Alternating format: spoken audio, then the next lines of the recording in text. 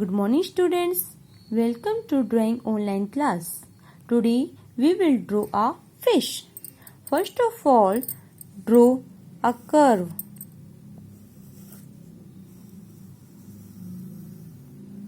Then again draw the curve at the bottom side.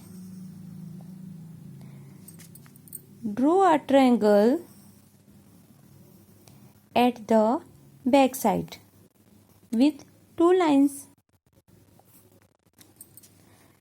Next, add the fins at the top and at the bottom side. Now draw eye and give smile.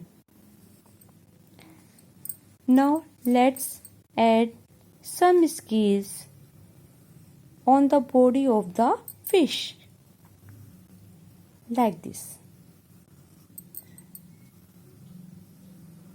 Okay, students, draw the fish in your notebook and color it.